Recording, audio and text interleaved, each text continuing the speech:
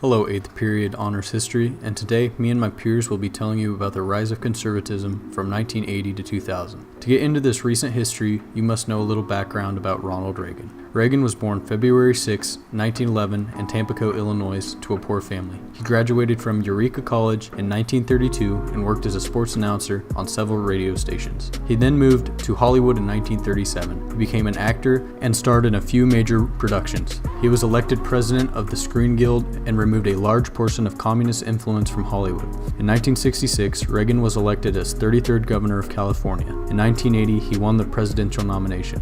This sparked the new conservative movement, which will be explained in this presentation. Once in office, he proposed his new economic plan to get the country moving again, as well as increasing the military budget in an attempt to become the major world power and scare the Soviets. Reagan's economic legacy left a trail of tax and government reform and large military spending, ascending the national deficit to nearly $2 trillion towards the end of his term. His presidency was also known for the large following of religious right, in which the Moral Majority organization started by Reverend Jerry Falwell was a large influence. These organizations followed pro-Christian and pro-conservative ideals. Reagan's presidency had a large influence on the Supreme Court, as he named 3 Supreme Court justices, including the first female Supreme Court justice. In 1989, the Reagan era came to an end. George H.W. Bush, who had similar ideas as Reagan, entered office. In China, pro-democracy protests were silenced with violence, and the U.S. stayed neutral in order to keep up public relations. In 1991, through pro-democracy policy, Mikhail Gorbachev sent the Soviet Union into a downward spiral that resulted in a failed military coup and resignation of Gorbachev. Without a solid leader, the Soviet Union was cut into separate commonwealths of independent states that supported free market economies and pro-democracy policy. Russia was the largest of these states. This ultimately ended the Cold War. After the Cold War ended, the US and Russia reached a deal over the remains of Soviet nuclear weapons. The US closed 34 military bases and canceled billion-dollar military projects after the Soviet threat was dissolved. The end of military spending sent the US economy into a dip as Americans welcomed the Cold War's end. Saddam Hussein wants to take over Kuwait for their oil-rich land, and the United States, along with its large coalition of nations, is determined to stop that with the help of Operation Desert Storm. First, we used a hellish air war against Iraq. We softened them up with relentless bombing. We then suffocate them on the ground with a tidal wave rush of troops and armor. George Bush wanted to make America a kinder, gentler America with agreements that continued to aggravate social issues. Bush nominated Clarence Thomas for the Supreme Court, and a law professor tries to convict him of a crime which he is not guilty for. Democrats have been out of the White House for a long time, and Bill Clinton was going to fix that. He beat Bush while running for office by quite a lot of votes. Clinton changed up his cabinet with the first female Attorney General, Janet Reno. Democrats also racked up clear majorities in both houses of Congress. President Clinton wanted to make the economy more efficient by first reforming welfare. He lowered the benefits, attempting to motivate people to find jobs so that they could sustain themselves. This, plus the Deficit Spending Act, helped make our economy very stable. This was one of Clinton's main goals when he was in office, to make sure the economy was set up and was good running for the future.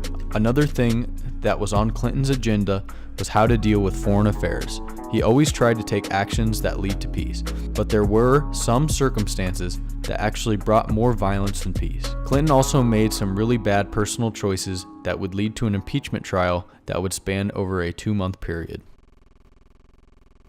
Once nominated as a Republican candidate in the early 1980s, Reagan became a spokesman of a resurgent conservative movement which merged the economic concerns of the old right and the social concerns of the new right. The old right was an informal designation used for a branch of American conservatism which never became an organized movement. Most members were Republicans. The new right was a political movement made up of especially Protestants, opposed especially to secular humanism, and concerned with issues especially of church and state, patriotism, laissez-faire economics, pornography, and abortion. In the election of 1980, Reagan defeated Carter by a large margin, becoming President of the United States. The difference between the two men was that Carter was a leftist who branded big business the foe of the forgotten man. Reagan was opposite, however. He supported big business to supply jobs to the public and get the economy moving. Reagan wanted to better regulate entitlement programs such as Social Security, Medicare, and unemployment insurance. These types of programs gained momentum at a rapid pace due to the New Deal and Great Society initiatives. These expenditures proved to be extremely difficult to control due to fraud and misuse of these programs.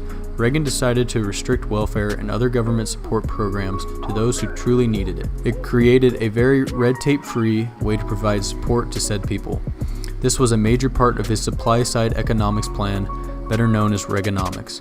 The major point of this plan was shortening the budget on welfare in order to allocate it to other services. He also lowered taxes on the rich, in turn making the middle classes pay higher. He then dumped $2 trillion into the Pentagon to fund national defense and strengthen the military.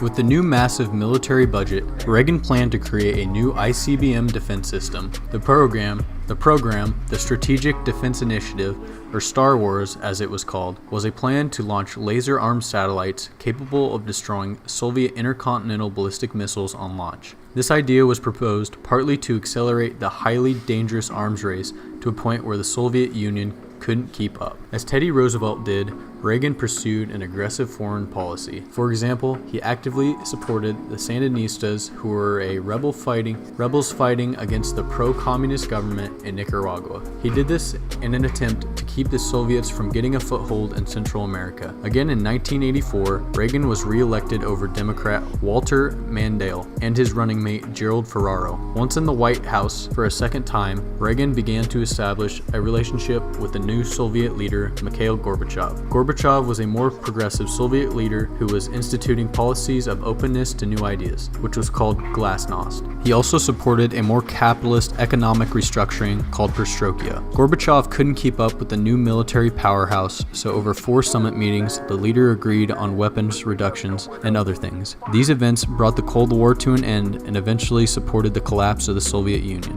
In 1986 and 1987, the Reagan administration came under fire. The eagerness of Reagan's anti-communist staff backfired in the Iran-Contra affair. Since Congress would not fund the Sandinistas in Nicaragua, Reagan staffers Oliver North and John Poindexter arranged to sell arms to Iran in an attempt to help free hostages in the Middle East.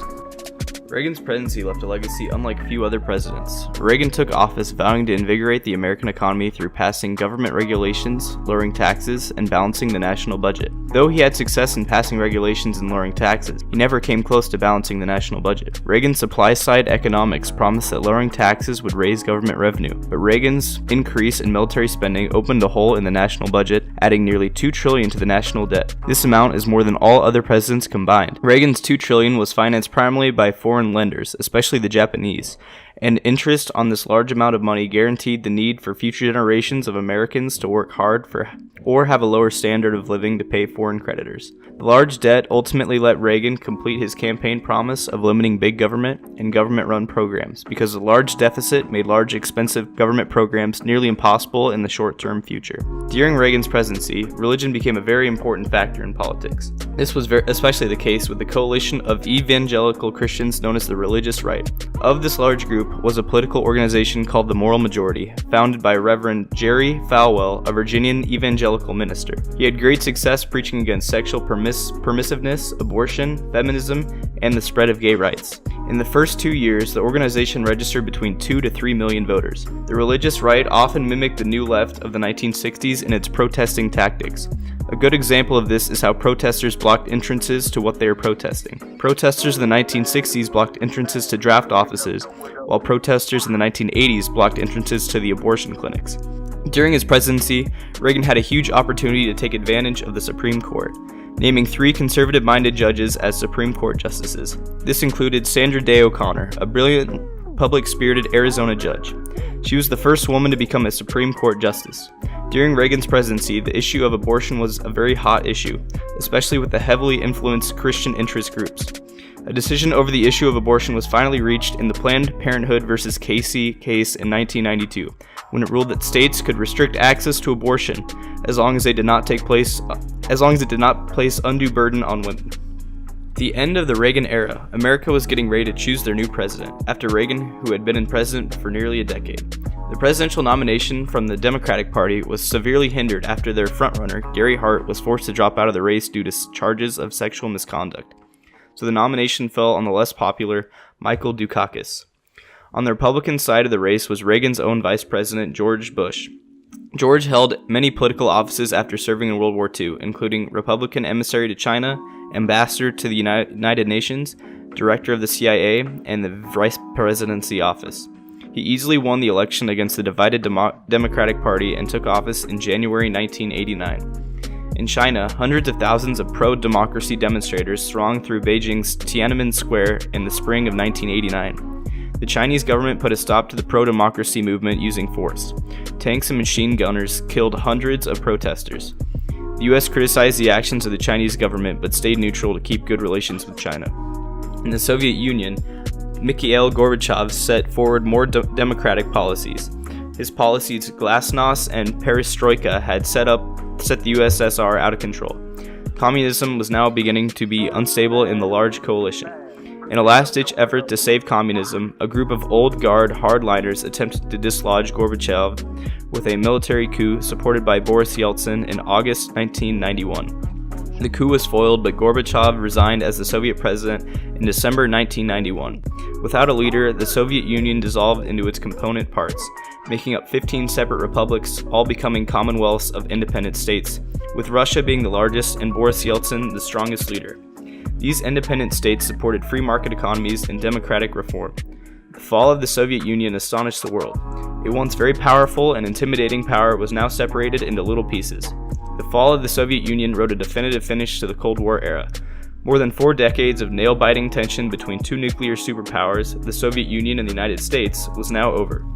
Bush spoke hopefully of a new world order, where democracy would reign and diplomacy would supersede weaponry. The fall of the Soviet Union posed many questions, though, which successor states would control the Soviet Union's nuclear arsenal. This was answered in 1993 when President Bush, in one of his last acts, signed the START II Accord with Russia's President Boris Yeltsin, committing both powers to reducing their long-range nuclear arsenal by 2/3 within 10 years. The end of the Cold War proved a mixed blessing for the United States. The containment of Soviet communism had been a paramount goal of U.S. foreign policy. With the Soviet threat now canceled, would the United States revert to its traditional isolationism? The Soviet-American rivalry, with its high levels of military preparedness, was also deeply shaped and even invigorated the U.S. economy. Huge economic sectors such as the aerospace section were heavily sustained by military contracts. In 1991, the U.S. closed 34 military bases and canceled a $52 billion order for a Navy attack plane.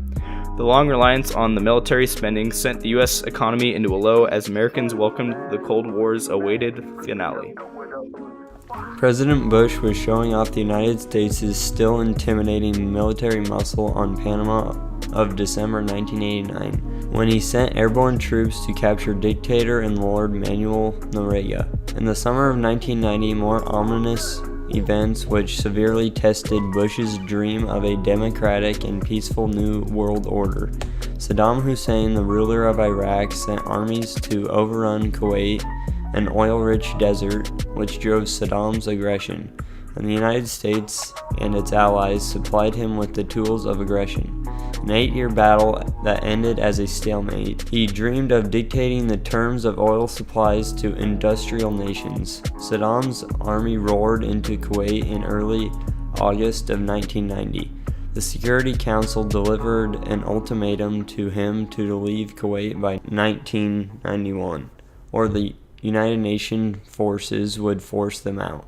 As the deadline approached, the U.S. stationed 539,000 soldiers, sailors, and pilots, along with 270,000 troops from 28 other countries. On January 16, 1991, the United States and its United Nations allies unleashed hellish air war against Iraq.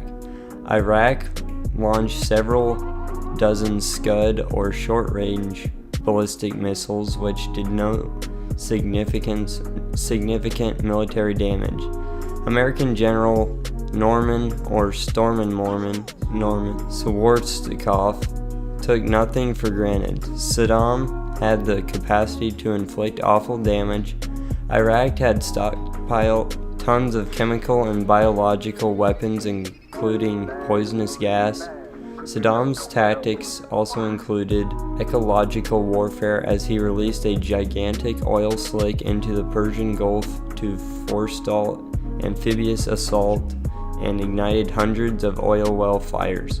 Svostikov's strategy was starkly simple: soften the Iraqis with relentless bombing, then suffocate them on the ground with tidal wave rush of troops and armor. On February 23rd, the land war began, dubbed Operation Desert Storm, which lasted only 4 days, also called the 100-Hour War. February 27th, Saddam accepted ceasefire and Kuwait was liberated. The war had nevertheless failed to dislodge Saddam from power. The Middle East knew scarcely less trouble after Desert Storm, and the United States found itself even more deeply ensnared in the region's web of mortal hatreds and intractable conflicts. George Bush pledged that he would work for a kinder, gentler America. He followed through with that when he signed Americans with Disabilities Act, or ADA, in 1990.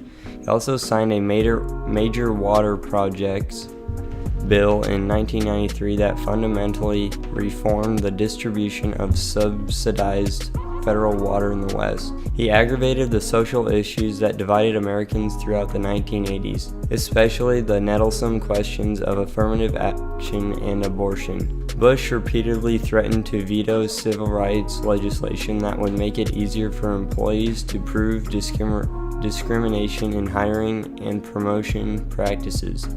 In 1991, Bush nominated for the Supreme Court the conservative African-American jurist Clarence Thomas. Thomas was slated to fill a seat vacated by the retirement of Thurgood Marshall, the court's lone black justice and an outspoken champion of civil rights. Thomas's nomination was opposed by National Association for the Advancement of Colored People and the National Organization for Women. Reflecting divisions over affirmative action and abortion, the Senate Judiciary Committee concluded with a divided 7-7 vote, which was forwarded to the full Senate without a recommendation. Days before the Senate was going to vote, a press leak revealed Anita Hill, a law professor, accused Thomas of sexual harassment.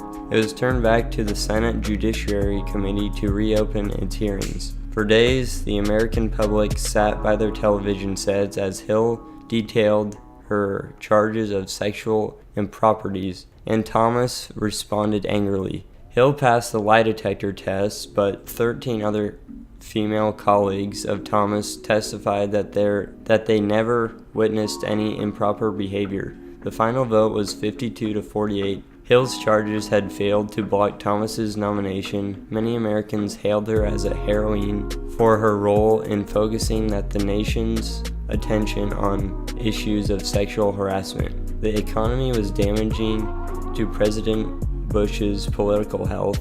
The economy was stalled almost from the outset of his administration. Bush's 1990 tax and budget package added up to a political catastrophe. The intractable budgetary crisis and the stagnant economy congealed in a lump of disgust with all political incumbents. The slumbering economy spelled opportunity for Democrats in a bruising round of primary elections of womanizing and draft evasion to merge as his party's standard bearer. Clinton selected Southern white male Protestant moderate Senator Albert Gore of Tennessee as his vice presidential running mate. Spurred by Walter Mondale's galling defeat at the hands of Ronald Reagan in 1984, Clinton and other centrist Democrats had formed the Democratic Leadership Council to point the party away from its traditional anti-business, dovish, champion of the underdog orientation and toward pro-growth, strong defense, and anti-crime policies. George Bush and Vice President Danforth Quayle for a second term. A tired and dispirited Bush then took to the campaign trail. Bush half-heartedly attacked Clinton's character, contrasting the Arkansas invasion of military service in the Vietnam War with his own heroic record as a Navy flyer in World War II. The president tried to take credit for the end of the Cold War and trumpeted his leadership role in the Persian Gulf War. At Clinton's campaign headquarters, a simple sign reminded staffers of his principal campaign theme: "It's the economy, stupid." Nearly 20% of voters cast their ballots for independent presidential candidate Ross Perot, a bantamweight, a jug-eared Texas billionaire who harped essentially on the problem of the federal deficit and made a boast of the fact that he had never held any public office. Perot's record turnout on Election Day when 100 million voters, or 55% of those eligible, went to polls. The final tallies gave Clinton 43,728,275 popular votes and 370 votes in the Electoral College. He was the first baby boomer to ascend to the White House. Bush polled 38,167,416 popular and 168 Electoral College votes, but did gather 19,237,247 in the popular count, which turned out to be the strongest showing for an independent or third-party candidate since Theodore Roosevelt ran on the Bull Moose ticket in 1912. You know, the Clinton legacy has had a lot of controversy while President Clinton was in office. As a matter of fact, one of his first initiatives as president brought a lot of controversy. He started the controversy by advocating an end to the ban on gays and lesbians serving in the armed forces. This led to an explosion of opposition of this act. Bill went on a don't ask, don't tell policy that quietly accepted lesbians and gays into the armed forces without officially acknowledging their presence in the armed forces. Another risky action that President Bill Clinton took was appointing his wife, Hillary Rodham Clinton, as the director of a task force charged with redesigning the medical service industry. This particular task force spent months in highly publicized hearings and unorganized planning sessions to unveil an overly complicated plan in the October of 1993. Critics blew this one out of the water, basically saying it was cumbersome and too complex. This plan was basically dead when it reached Congress, and a year later it was thrown out completely. After this, Mrs. Clinton stepped into the background because she was a liability to the Clinton legacy. After these events, Clinton went on to put in more moderate efforts that included gun control legislation and deficit reduction measures. Deficit spending is government spending in excess of revenue, and the money is borrowed more than earned from taxation. The deficit reduction bill, along with the buoyant economy by 1996, helped minimize the federal deficit to its lowest level in more than a decade. In 1994, conservative Newt Gingrich formed his Contract with America, which led to the forming of a strong right-wing majority in Congress. This Congress went on to make the Welfare Reform Bill of 1996 with the objective to drastically reduce welfare benefits so that recipients could be trained for and find employment. This led to Clinton winning the 1996 election. Clinton also supported the idea of globalization, which is when a business starts to grow to an international scale. The thought of globalization led to North American Free Trade Agreement, NAFTA, and the creation of the World Trade Organization. Clinton also pushed to make big tobacco companies pay for all the health problems that smoking would cause. They did this because at the time, tobacco companies weren't putting warning labels on their cigarette containers, and people thought smoking wouldn't hurt them at first, even though smoking was making their health go down the drain. At first, President Clinton was iffy on how to deal with foreign affairs. We were still shook from the Cold War, especially when we found out that we had double agents in the CIA that were selling information to the Soviet Union. They eventually got executed by other countries' governments. Besides that, Clinton took the path with foreign policy as his predecessor had done.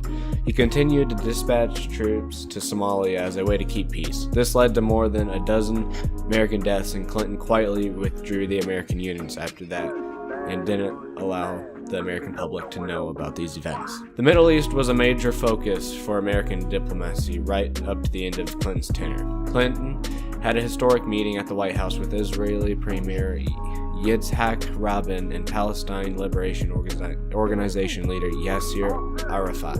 They agreed on a self-rule for the Palestinians within Israel rule, but this soon fell later, 2 years later, when Rabin fell to an assassin's bullet.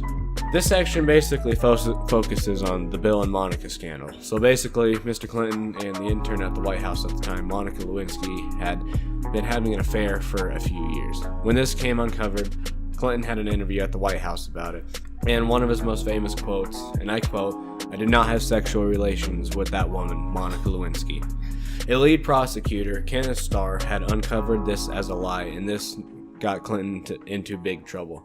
This led to his impeachment on January and February of 1999, which was the first impeachment in over 130 years. Over the 2 months, the U.S. Senate heard arguments and saw evidence cases. Chief Justice William Rehnquist oversaw this trial. The vote ended was 45 guilty and 55 not guilty. In the end, Clinton got to serve the rest of his presidential term, and after Clinton's term ended, George Bush Jr. won the next election and took his place as the next president of the United States.